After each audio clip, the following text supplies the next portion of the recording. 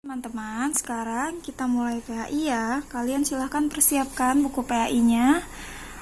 Namun sebelum Ustazah membahas materi baru, Ustazah akan mereview materi yang sebelumnya kalian sudah pelajari, yaitu mengenai sikap damai Nabi Ishak.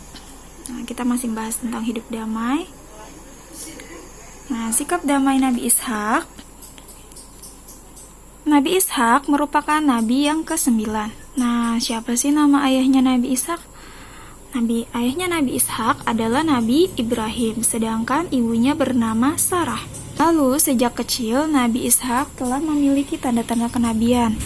Dan Nabi Ishak tergolong anak yang taat beribadah, berperilaku terpuji, dan cerdas. Nabi Ishak juga selalu mendampingi Nabi Ibrahim berdakwah dalam menyampaikan ajarannya Allah. Nah, ketika dewasa, Nabi Ishak mulai berdakwah di daerah Palestina.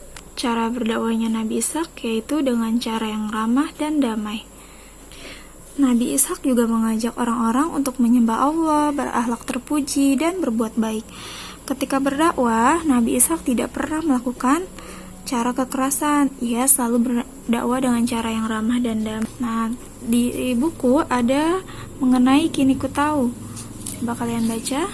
Nabi Ibrahim berusia 100 tahun ketika istrinya melahirkan Nabi Ishak.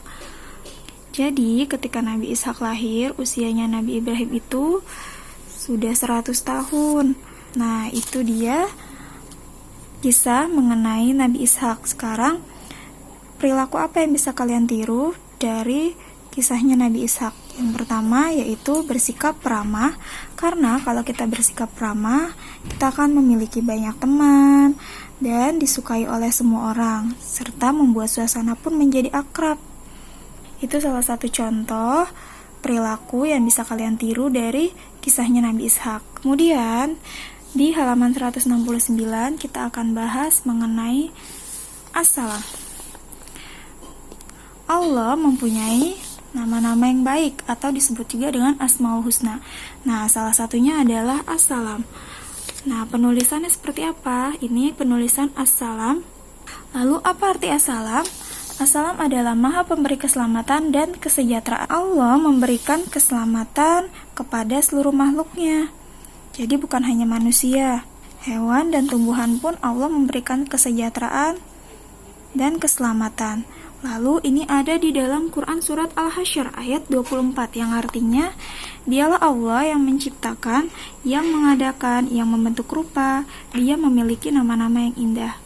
Itulah mengenai As-Salam.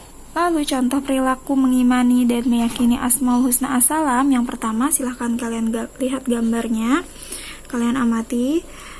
Seorang anak muslim pasti senang menolong orang lain tanpa diminta.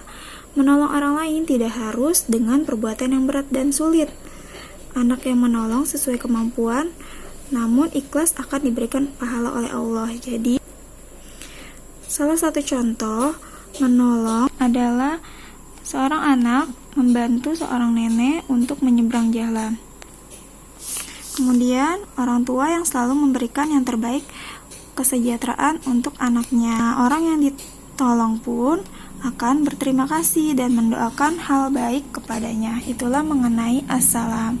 Nah, selanjutnya kalian bisa mengerjakan latihan soal sebanyak 5 soal. Nanti akan kalian tulis di buku tulis, pastikan untuk diberi tanggal. Bisa teman-teman? Oke, terima kasih.